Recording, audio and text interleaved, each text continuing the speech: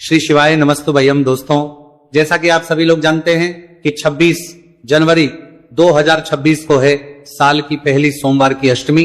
और दोस्तों, साल में सोमवार की अष्टमी जो पड़ती है वो बहुत ही कम पड़ती है, मतलब 2 से 3 ही ऐसी सोमवार की अष्टमी होती है जो कि साल भर में पड़ती है। जो कि दोस्तों इस 2026 साल के प्रथम महीने में पहली सोमवार की अष्टमी पड़ रही है। मतलब कि 26 जनवरी को आपके पास एक बहुत बड़ा मौका है भगवान शिवजी और माता पार्वती जी को प्रसन्न करने का और अपनी मनोकामना भगवान शिवजी और माता पार्वती जी से पूरा करवाने का। इसलिए दोस्तों, इस साल का प्रथम मौका आपके पास है सोमवार की अष्टमी का, 26 जनवरी का। इस मौके को आप लोगों को अपने हाथ से नहीं जाने देना है और इस सोमवार की अष्टमी को आपको 31 चावल के दाने वाला उपाय जरूर करना है। दोस्तों, पंडित जी ने बहुत सारे उपाय बताए हुए हैं सोमवार की अष्टमी के, पर जो सबसे बड़ा उपाय है और सबसे ज्यादा जो लोग करते हैं सोमवार की अष्टमी के दिन, वो 31 चावल के दाने वाला उपाय ही करते हैं, क्योंकि इस उपाय को करने के बाद इस उपाय को करने का फल भी मिलता है। तो अब हम जानते हैं कि ये 31 चावल के दाने वाला उपाय आपको कब करना है, कैसे करना है, किसको करना है, इसको करने की विधि क्या है। सबसे पहली चीज दोस्तों, 2026 साल का जो प्रथम महीना है वो जनवरी का महीना है और इसी जनवरी में 26 तारीख को, मतलब 26 जनवरी 2026 को क्या पड़ रही है, सोमवार की अष्टमी पड़ रही है। मतलब कि ऐसा दिन जिस दिन सोमवार भी पड़ रहा है और अष्टमी भी पड़ रही है, इसी को हम सोमवार की अष्टमी कहते हैं। और सोमवार की के दिन भगवान शिवजी के मंदिर में 64 योगिनी विराजित होती है, सभी देवी देवता विराजित होते हैं। इसीलिए सोमवार के अष्टमी के दिन का बहुत ही बड़ा महत्व बताया गया और इस दिन भगवान शिव जी को प्रसन्न करना का भी बड़ा महत्व बताया गया है। तो इस दिन आप लोगों को 31 चावल के दाने वाला उपाय कैसे करना है वो हम जानते हैं। देखो, जो 31 चावल के दाने वाला उपाय है ये किसको करना है, सबसे पहले वो सुनो। तो देखो, घर में एक बड़ा सदस्य होता है, विशेष रूप से घर की जो बड़ी माताएं बहनें होती हैं, उनमें से कोई भी माता बहन इस 31 चावल के दाने वाले उपाय को अपनी किसी भी मनोकामना पूर्ति के लिए या अपने पूरे घर परिवार की सुख और शांति के लिए कर सकती है। वैसे तो ये वाला उपाय पूरे घर परिवार में से किसी एक ही सदस्य को करना चाहिए, पर अगर कोई ऐसा व्यक्ति है घर परिवार में जिसकी खुद की कोई ऐसी मनोकामना है जो कि लंबे समय से पूरी नहीं हो रही है, ठीक है, लंबे समय से कोई आपके दुख और परेशानी है, कोई मनोकामना है जो कि पूरी नहीं हो रही है, तो वो व्यक्ति खुद के लिए भी अपने लिए ये वाला उपाय कर सकता है। बाकी घर परिवार में अगर कोई एक सदस्य है कि भाई उस एक सदस्य के करने से पूरे घर परिवार को इस उपाय को करने का फल मिल जाए, तो वो घर की बड़ी माताओं बहनों में से कोई भी एक माता बहन कर सकती है। इसके अलावा अगर आपके घर में उस दिन माताएं बहनें उपस्थित ना हो तो घर का कोई बड़ा सदस्य, चाहे फिर वो पुरुष ही क्यों ना हो, वो भी इस वाले उपाय को कर सकता है। तो करना क्या है दोस्तों, अब हम जानते हैं। देखो, इस वाले उपाय को आपको करना कब है, सुबह के समय करना है कि शाम के समय करना है। मुख्य रूप से सोमवार की अष्टमी के दिन, मतलब 26 जनवरी के दिन आप लोगों को ये वाला उपाय सुबह के समय करना है। कब करोगे, सुबह के समय। अगर किसी कारणवश आप सुबह उपाय ना कर पाओ तो फिर आप शाम के समय भी कर सकते हो, प्रदोष काल में भी कर सकते हो। जिनके पास सुबह समय है तो वो सुबह उपाय कर लें, और जिनके पास सुबह समय नहीं है तो शाम के समय प्रदोष काल में ये वाला उपाय कर लें। सुबह जितना जल्दी हो सकता है, बाकी 10-11 बजे से पहले कर लीजिएगा। शाम के समय, शाम को 6 बजे से लेकर 7 बजे के बीच में या 7:30 बजे से पहले आप लोग अपना जो उपाय है 31 चावल के दाने वाला ये उपाय पूरा कर लीजिएगा।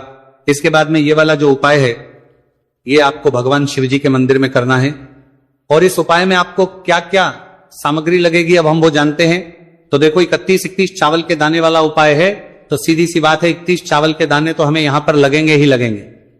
अब जो 31 मतलब कि 31 जो चावल के दाने आप लोग लोगे वो कहां से लोगे, क्या खरीद कर लाओगे या अलग से कहीं से लोगे, नहीं, 31 जो चावल के दाने आप लोगे ही या आप लोग अपने ही घर के रसोई घर से लोगे।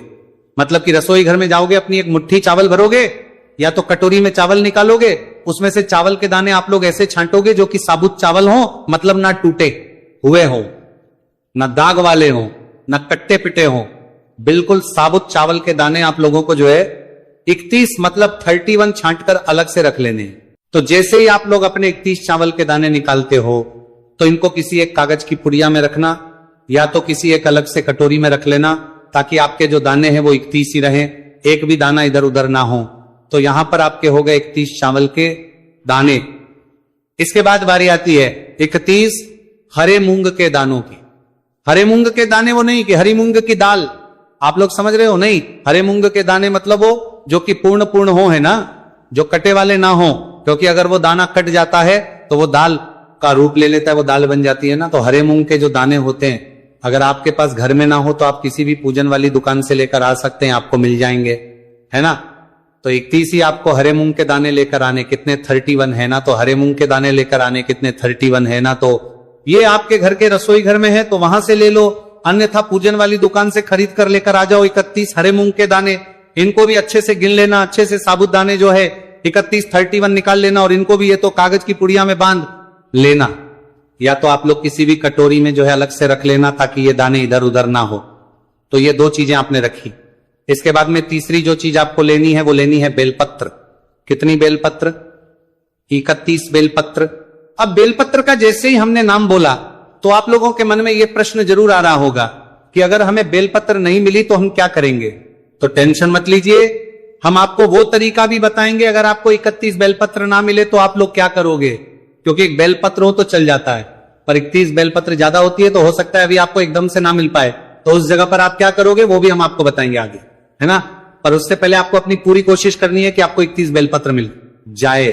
मतलब कि 31, चाहे आप खरीद कर लेकर आओ, चाहे आप किसी वृक्ष से तोड़ो, पेड़ से तोड़ो, कहीं से भी लाओ, पर अगर आपको मिल रही है तो आपको खुद से ही लेकर आना है, वो ज्यादा फलदायी माना जाएगा। तो कितनी बेलपत्र लेकर आओगे? 31 बेलपत्र आप लोग यहां पर लेकर आओगे, समझ गए आप लोग। तो 31 जो बेलपत्र लेकर वो भी आप लोग इकट्ठा करके रख लीजिएगा। अब देखो, सोमवार की अष्टमी के दिन आप उपाय की जो सामग्री है वो इकट्ठा कर लेना। इसके बाद में उपाय चाहे आप सुबह करो चाहे शाम को करो, करना किसी एक ही समय है, दोनों समय नहीं करना है, ठीक है। इसके बाद में आप लोगों को जो उपाय है वो सुबह कर रहे हो तो भी कुछ ना कुछ पूजन सामग्री भगवान शिव जी को लेकर जाना है। शाम के समय प्रदोष काल में कर रहे हो तो भी कुछ ना कुछ पूजन सामग्री जरूर लेकर जाना है। क्या करोगे? सुबह के समय जा रहे हो, कम से कम 1 लोटा जल इस दिन जरूर लेकर जाना है। इसके अलावा जो भी आपकी पूजन सामग्री है, वैसे तो ज्यादातर लोग पूजन लेकर जाते ही जाते हैं, पर जब भी हम उन लोगों के लिए बता रहे हैं जो कम से कम उपाय कर रहे हैं, पर कम से कम 1 लोटा जल तो लेकर जा ही जाए, और जितनी सामग्री आप लोग लेकर जाना चाहते हो लेकर जा सकते हैं। वही बात करेगा शाम के समय की, मतलब कि प्रदोष काल की, तो उस समय आप लोग एक घी का दीपक तैयार करके लेकर जाना, और उस दीपक के साथ में फिर अपना जो उपाय है वो करना है। तो करना क्या है? शुद्धता का ध्यान रखते हुए, शुद्ध होकर आप लोग वो उपाय की सामग्री अपने साथ में रखकर, अपना जो पूजन सामग्री है उसको अपने साथ में रखकर शिव जी के मंदिर पहुंचना है। कहां पर? शिव जी के। अब देखो, शिव जी के मंदिर जैसे ही आप लोग पहुंच जाते हो ना, तो ये वाला जो उपाय है ये शिव जी की चौखट से शुरू हो जाएगा। तो अभी शिव जी की चौखट से उपाय शुरू होगा, तो हम अपनी पूजन वगैरह कैसे करेंगे? तो देखो, यहां पर हम आपको ये बात बता दें कि आप लोग पूजन कब करोगे। इसमें पहले उपाय करोगे, फिर उसके बाद आप लोग अपनी जो पूजन है वो करोगे। अगर सुबह के समय की बात करें तो अगर आपका मन है कि नहीं हमें पहले जल चढ़ाना है, तो आप पहले मंदिर के अंदर प्रवेश करके भगवान का दर्शन करके आप शिव जी पर जल चढ़ाते हैं, उनकी पूजन कर दें, पूजन अर्चना कर लें। सारे काम करने के बाद फिर आप जो लोग जो अपना उपाय है वो शिव जी की चौखट से शुरू करें, क्योंकि ये वाला उपाय शिव जी की चौखट से ही शुरू होगा। बाकी शाम के समय की बात करें तो अगर आप शाम के समय भी आपको मन है कि नहीं पहले हम लोग दीपक जाकर जला दें शिव जी के पास में, उसके बाद हम उपाय करें, तो पहले आप लोग दीपक जला दीजिएगा, उसके बाद में शिव जी की चौखट पर आकर वहां से उपाय शुरू कीजिएगा।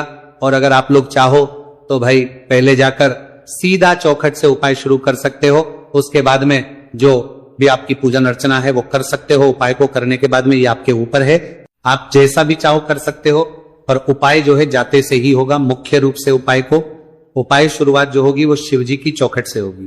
तो अब आपको करना क्या है वो सबसे पहले सुनो। देखो, शिव जी के मंदिर की चौखट पर जैसे ही पहुंच जाते हो आप लोग तो रुक जाओ।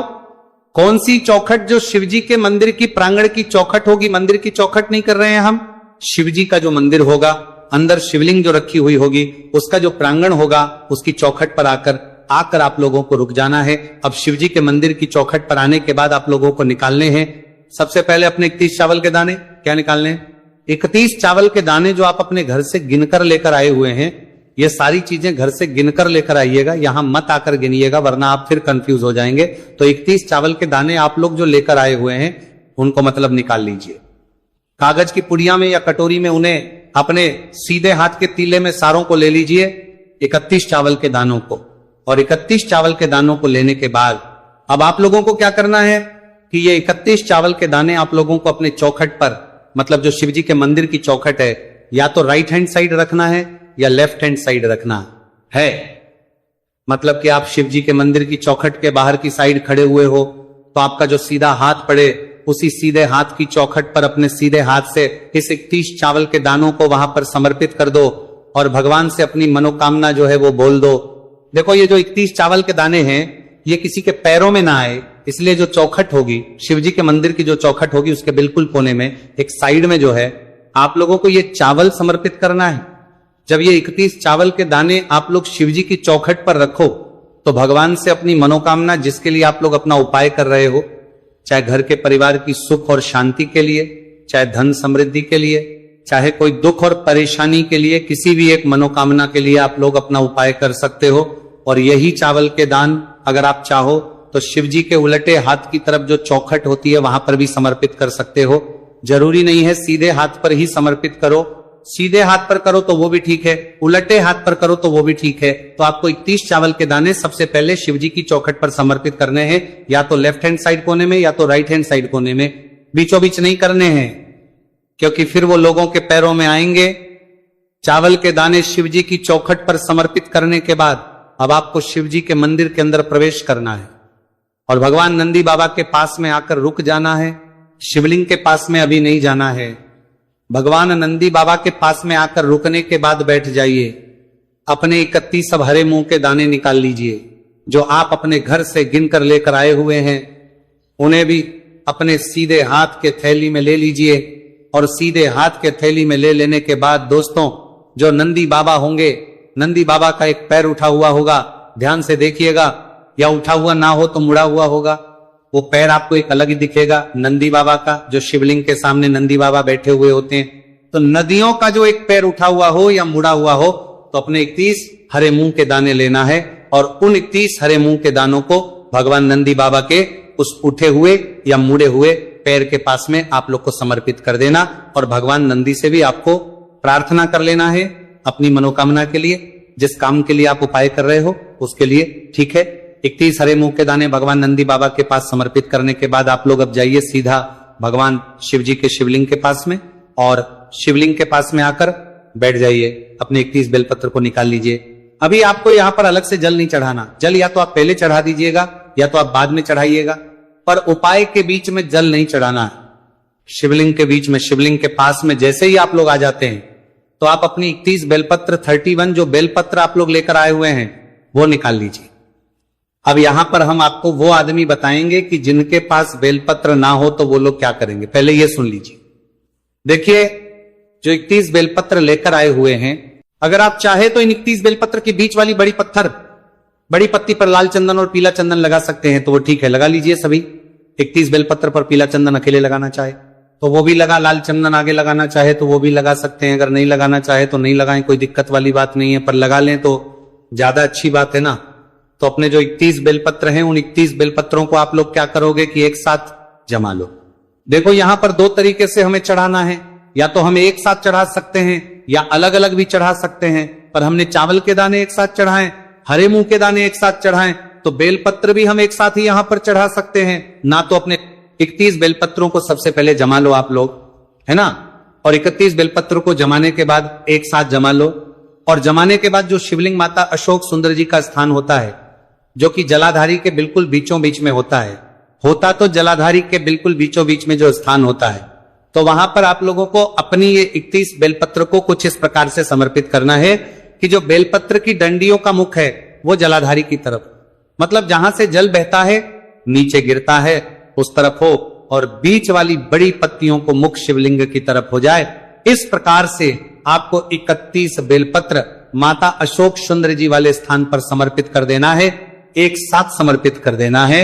और अगर एक साथ ना कर पाओ तो एक एक करके भी आप लोग ये 31 बेलपत्र माता अशोक चंद्र जी वाले स्थान पर समर्पित करते हो वैसे ही करना है, अलग से कुछ नहीं करना है।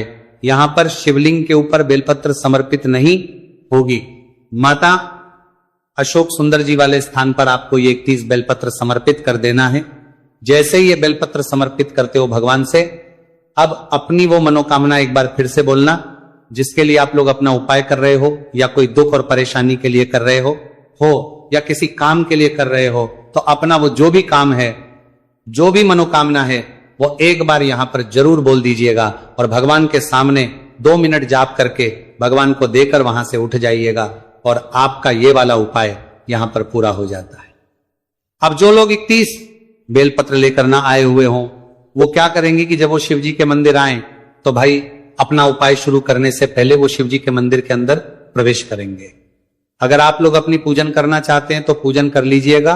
उस समय पूजन करने के बाद शिवलिंग पर चढ़ी हुई कोई भी 31 अच्छी बेलपत्र भगवान से आज्ञा लेकर, भगवान से पूछकर कि भगवान आज हम उपाय कर रहे हैं 31 बेलपत्र का, या चावल के दाने का, या हरे मुंह का, तो उसके लिए हमें बेलपत्र नहीं मिल पाई है, तो क्या हम आपके ऊपर से 31 या 31 बेलपत्र ले ले? तो आप उनसे ऐसी आज्ञा लेकर, ऐसा उनके सामने बोलकर, शिवलिंग के ऊपर से 31 बेलपत्र लेकर उनको धोकर आप लोग अपना जो उपाय है उसमें प्रयोग कर सकते हो। पर भगवान से आज्ञा लेकर, पर पहले अपनी खुद की कोशिश करना कि आपको खुद से बेलपत्र मिल जाए। ना मिले तो फिर शिवलिंग के ऊपर से आप लोग ले लेना, पर अगर ले रहे हो तो पहले आपको शिव जी के मंदिर के अंदर प्रवेश करके बेलपत्र लेना पड़ेगा। पूजन करना चाहो तो पूजन भी उस समय कर सकते हो, बेलपत्र जैसे ही ले लो, उनको धो लो, उसके बाद आप अपने उपाय में इन्हें प्रयोग कर सकते हो। फिर आप लोग अपना उपाय जो है वापस से जो है शिव जी की चौखट से शुरू कीजिएगा। उसके बाद में फिर जैसा हमने आपको बताया वैसे कर लीजिएगा, ठीक है। तो इस तरीके से आप लोगों को अपना उपाय करना है। शिव जी की चौखट से ये वाला उपाय होगा, शुरू शिव जी के पास जाकर हो जाएगा पूरा। इसी तरह से दोस्तों आप लोगों को ये वाला उपाय करना है। आपको कोई भी समस्या आती है आप उसे कमेंट करके पूछ सकते हैं। श्री शिवाय नमस्तु भयम।